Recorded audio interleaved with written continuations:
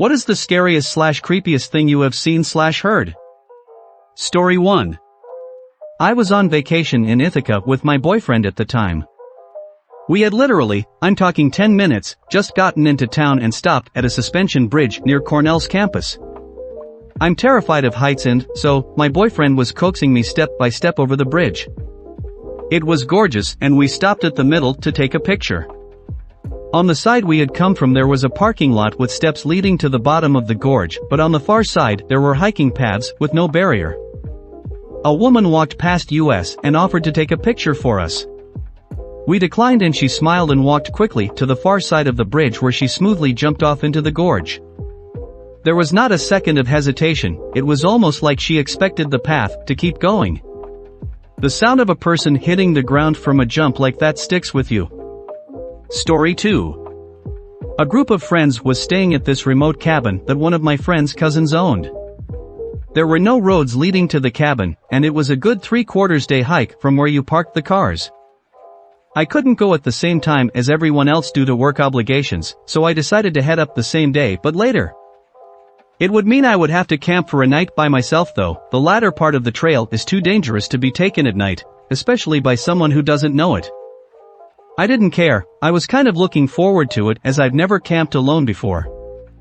So I was in the middle of these woods when the sun went down. I got my camp set up in this small clearing. Probably 40 feet across. Get my campfire going and pitch my small, one-person tent. Do all that camping stuff like cooking hot dogs on a stick over the fire and s'mores. I probably stay up for a good 2 or 3 hours after dark. It was mid-autumn so the days were somewhat short. The entire time I thought I heard shit moving in the woods on the edge of the clearing.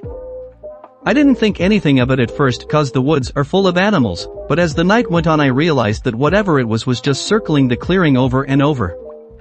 Once I started paying attention it made 4 or 5 laps around before I decided to get up and investigate. The noise stopped as soon as I stooped up and I thought I heard some sounded going away through the woods. I just shrugged it off thinking it was some fox that was curious that got scared when I stood up. I decide it's time to sleep, douse the fire and climb into my tent. I start to doze off and stay in that half asleep half awake state for a while. I normally hear weird shit when I'm in this state, so I don't think much of it when I hear a voice. Something wakes me all the way up though and I realize the voice is real and right outside my tent. It's just above a whisper and I'm not sure if it was another language or if they were just speaking English in such a way that I couldn't understand. I lay there for some time, I don't know how long, listening and waiting for something to happen. There is just enough moonlight to light up the walls of the tent, so I can see when a hand presses into the wall of my tent down near my foot. This freaks me out and I sit up quickly. Whoever was outside of the tent tore ass out of there. Like running full sprint through the woods. I get out of the tent and shine my flashlight around and see nothing. I was expecting there to be a bloody handprint on the tent, but nope. Didn't sleep that night, packed up camp at first light that morning and booked it to the cabin. Story 3. I was about 15 minutes from finishing the night shift at work when there was a massive crash on one of the windows in the office, so I get up and go to check it out. Someone has thrown quite a sizable rock through one of the windows on the front of the building. This is made especially weird because I'm working in the industrial district at 11:30 at night with none of the other businesses open. I go back to my desk, put a quick call through to security to let them know and decide to head home. As I'm leaving the building I'm freaking myself out about it more and more and end up running to my car, getting in and taking off. I'm almost home and I've started to calm down a bit when I realize that I didn't unlock my car when I got in. It had been unlocked the whole time. I do a quick check with my hand in the back seat for any possible murderers that might be hanging around there, but there's nothing there. Fast forward 30 minutes, I've called a friend of mine who says he is out drinking, so I decide I'm going to join him. I jump on my bicycle and start riding over. I'm doodling along the road on my bike. It's a nice night and I'm in no big rush, just enjoying the moonlight when I hear someone riding behind me. I straighten up and stick to one side of the road. He passes me really slowly and, when he is right beside me, he shoots me a smile I can describe as purely bucking insane. I kind of flinch and am taken aback as he rides on. That's when I realize He is riding my mom's bike. Needless to say, I sprint the buck home. When I get there, sure enough her bike is missing and one of my car's doors is open. The back left one. I was driving, and had no need to open that door. Story 4. I was playing around with a radio once when I was a kid, just slowly spanning through the static trying to find a station. I had found an old television antenna, attached it to the side of our house and ran a wire out my window to it with an alligator clip attached to the radio antenna, allowing me to get a way broader range of signals. So I'm sitting there, early in the morning, like 2 a.m., slowly sweeping frequencies, and suddenly I get to this station that's playing this very weird crackling sound. It sounded sort of like cracking knuckles, or maybe Rice Krispies cereal, but with a fixed, rhythmic pattern instead of being random. I sat there listening to it for a second, then it suddenly stopped and this faint voice says it doesn't work. We're already dead. We're already dead. It took a second for the weight of the words to hit me, but when they did I freaked the buck out and almost threw the radio across the room. I'm pretty sure it was just someone messing around with a radio transmitter, but damn if it didn't scare the shit out of me at the time. Story 5. At university, in my room and halls, it was just me and stuff.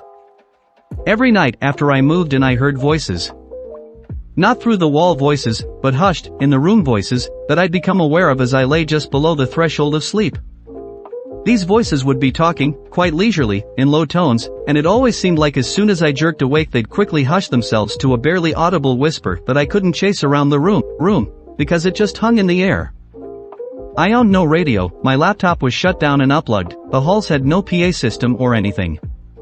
Just the voices, that were talking about things in some strange language, getting louder as I fell asleep and quieter when I woke up. Turns out that the cables on my speakers weren't properly isolated, and I was picking up French radio. Only happened at night because that was when I turned them off, when there was current flowing, they didn't act as a radio receiver. Story 6. Went to see The Sixth Sense when it first came out with my wife.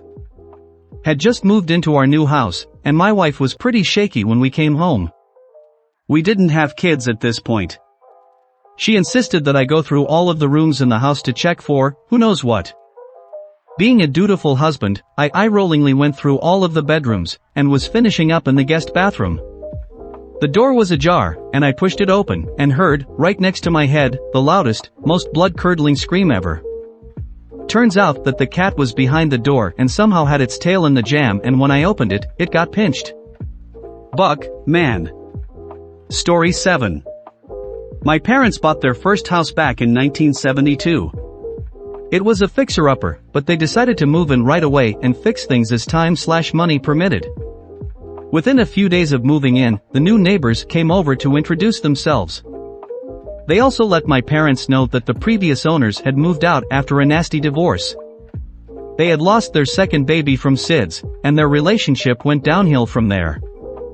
My parents were horrified, more so because they were newly pregnant and couldn't imagine going through such a thing. They eventually pretty much forgot all about it. Life went on. They were in love with their new life and their new house. In preparation for the baby, they decided to wallpaper the nursery. Now, my dad told my mom there was no need in wallpapering the inside of the closet, but she insisted.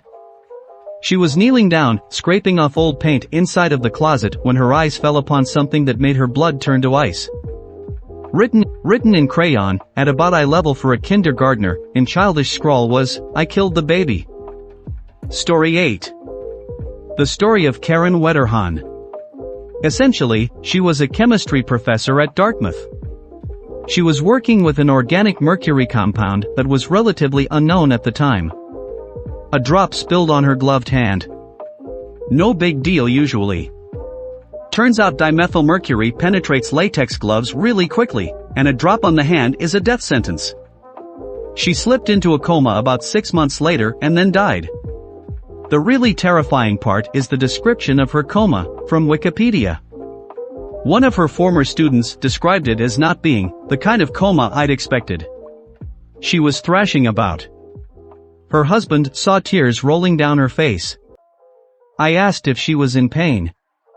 The doctors said it didn't appear that her brain could even register pain. Bucking. Terrifying. I am so glad I'm not a chemist. Computers are friendly. Story 9. About a year ago, I was climbing a tree in my front yard at around 4:30 a.m. I had walked a lady friend to her car and was killing time until I got the "I'm home" text, and the weather was nice for tree climbing, so I just did it. This particular night my neighbors didn't lock their gate like they normally do, leaving easy access to their tool shed, lawn mower, etc. I guess the guy forgot, it happens, but it was definitely noticeable, large gate, right next to the road, expensive old man tools. So as I observed the gate from my lofty perch and considered all of the reasons it would be open, I noticed a car coming down my street very slowly, eventually coming to a halt right in front of my neighbor's driveway. I looked into the car and saw two young men pointing and looking intently around his yard. Sketchy shit during daylight, much more so at night. After a minute or so of being too nervous to do anything at all, I realized I was leaning pretty heavy on some branches, exposing myself more than when these two had just driven up. That was when it happened. The guy in the passenger seat noticed me first. He did a panicky sort of double take when he first saw me, followed by what I generally assumed to be the words "OHSHIT", and rapidly punching the driver in the arm. Attempting to look menacing, I did the only thing I could think of, which was hold my arms up in a claw-like pose, like a T-Rex. When the driver saw me, he did the same panicky double take before slamming the gas and hauling us out of Dodge. I like to think I was the creepiest/scariest thing those two ever saw. Story 10. Well, I'll never forget this one. My wife and I used to live in a townhome that backed to some woods. We both took off work one day to get some things done in the yard, cutting the grass, weeding our large flower beds, laying mulch, etc. Our yard wasn't big, it took about 2 full grass clipping bags. I would walk a couple of feet into the woods and dump them in a pile. As I'm walking back to empty the second bag, something in the middle of the woods catches my eye. Something out of place, and it's moving. I crouched down to get a better look and I just froze. At first, I could make out a pair of shoes just swaying back and forth, and then was able to see the legs and body of a teenager. There in the middle of the woods was a teenage boy who had hung himself. Next to the tree, I could see a skateboard leaning up against it.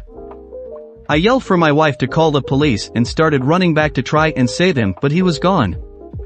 His body was limp and his head was just slumped over. His dark scruffy hair was slowly blowing in the breeze. The cops came and quickly cut him down and they were gone. As it turns out, he was having problems getting along with his parents, and this is what he decided to do. If you made it this far, please consider pressing the subscribe and like button. Now continue to the video. Story 11.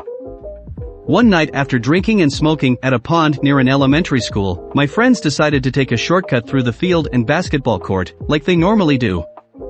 As they cross the field, they see some dude just standing around the basketball goal, not moving or anything.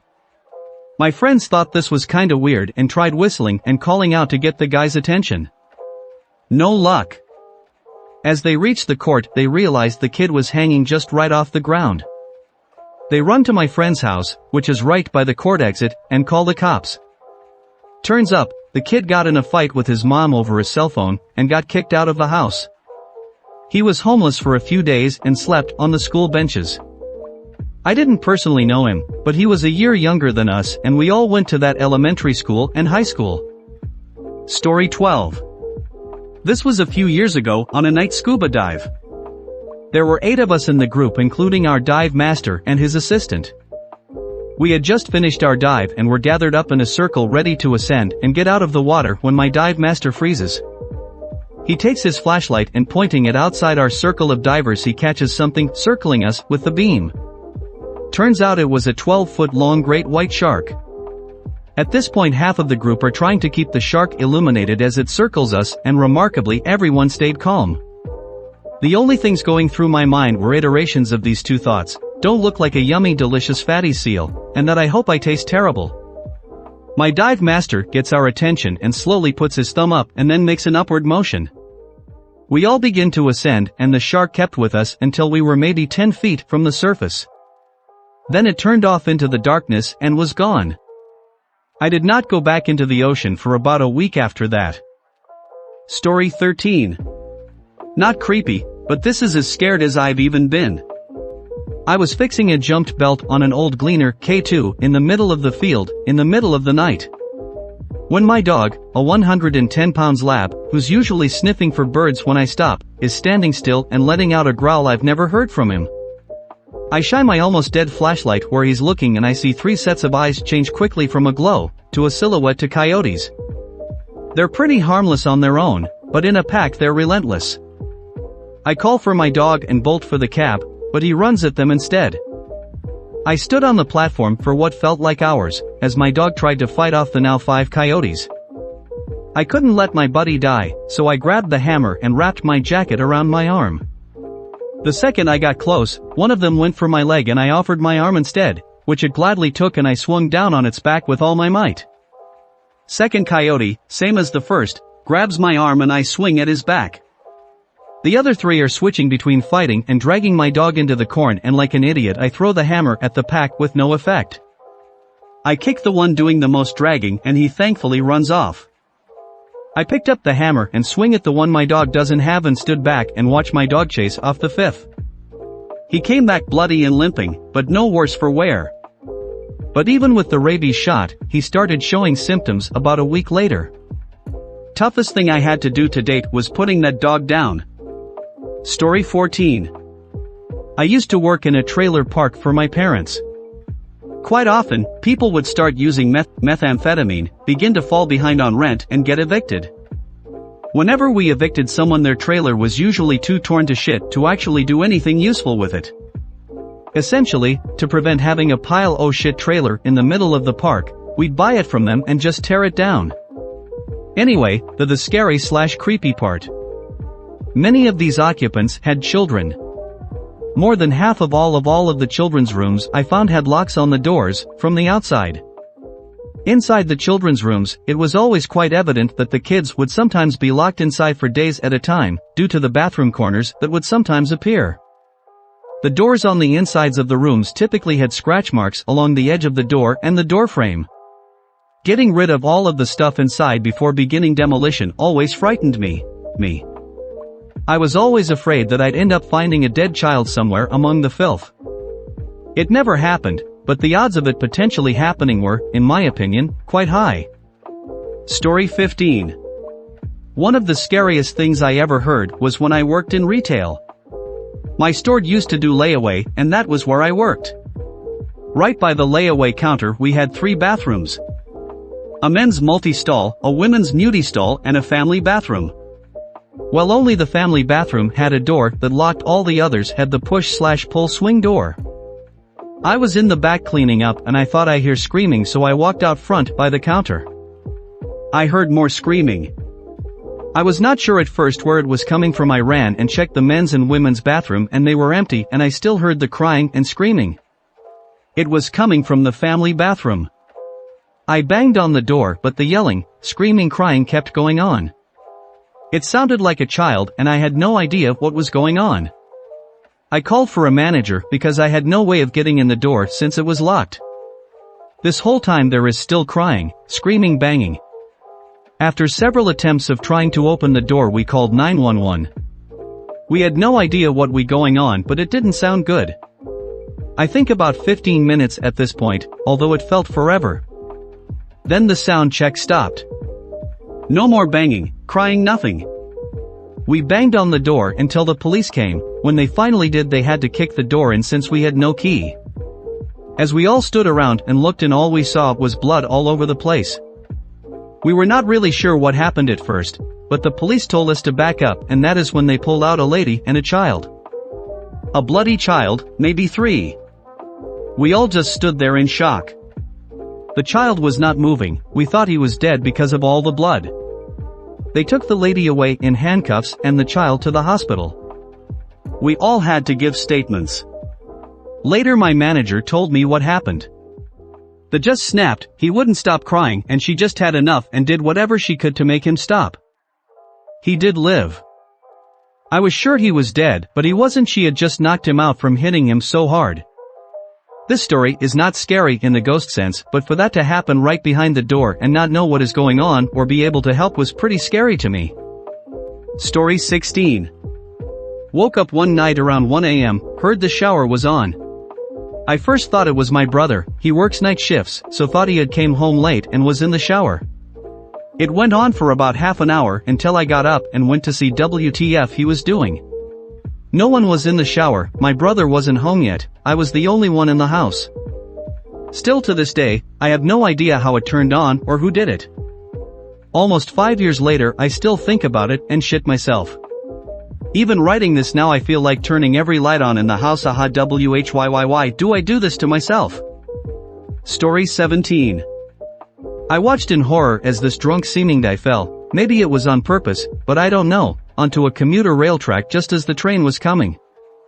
The sound/sight of him getting run over, crunching, splattering, awful, has stayed with me for life as the scariest, brain-scarring thing ever. Story 18. A few years back I rented an apartment from a friend of mine. He had recently bought it and had it completely renovated. He put it up for sale but couldn't find a buyer, so I offered to rent it in the meantime. After moving in I realized there was something wrong with the lady next door. She was about 45 but looked much older. She would sit up all night listening to Christian radio shows and talking loudly to someone. It got to the point where I couldn't sleep, so I went over to her place and asked her to keep it down. She opened her door and I got a quick peek. Her walks all had crosses painted on them in different colors. And words like Jesus and angels scribbled everywhere. The windows were painted black, letting no light in at all. It was damp, yellow-stained 50-year-old carpets, dog shit and cockroaches everywhere. No dog though. I asked her to please keep it down. She just looked at me and shut the door. Then she turned up the radio even louder. The next night I had my GF staying over. I wake up in the middle of the night and see a shadow of a person next to the bed looking at us sleeping. I think I'm hallucinating, as I usually do in the dark when I'm sleepy. But then the shadow starts talking. It's my neighbor and she's holding something in her hand. She broke in during the night and who knows how long she stood there. You should lock your door at night, she says, and walks out. The next morning I hear someone making strange noises below my bedroom window. It's my neighbor talking to herself in tongue. She has a plastic bag in her hand with her rotting dead dog inside. It's hot as hell outside and I can smell death from the bag. At this point I'm scared shitless. She's obviously very insane. I go upstairs and knock on another person's door and ask what the hell is going on. The guy is as scared as me. Apparently she broke into his apartment one evening as well while he was watching TV with his kids. He got up from the couch to get a snack only to find her behind the couch staring at him holding a power drill. Now I know what was in her hand. At this stage I'm basically pooping myself. I call the cops and they know all about her. Apparently she is a violent schizo and she hasn't taken her meds. But they can't force her or enter her apartment without her permission because she owns it. The only thing they can do is get her when she goes outside. I sit up for the next 2 days waiting for her to run out of cigarettes. When I hear her leave at 2 a.m. to go across the road to the 7-Eleven, I call the cops. They have 3 cars and a special van over in less than 2 minutes. They restrain her and throw her in the van and drive off to some institution, and in less than a minute it's like she was never there. I never see her again. Still have nightmares about her looking at me in my sleep. Story 19. This happened to me when I was about 8 and still scares me to this day. One evening I went to let my dogs in from the back garden at around 9 p.m. It was pitch black, so I quickly opened the door and my dogs came bounding in. As soon as they came in I locked the door, and at this moment a person on the other side pulled the handle down trying to get into my house. We had a glass door, so even in the dark I could see the outline of a man standing there. I ran to my dad and he ran into the back garden after this man and saw him running down the road. Since then I have closed and locked doors at the speed of light. Story 20. There is a FARC thread somewhere that described a guy taking a scenic route in the middle of the night to get to a certain town. He was driving up a hill and came upon a car accident with 2 cars on the side of the road and a person lying down on the ground. For some reason he caught a bad vibe from it and slowly drove past the scene.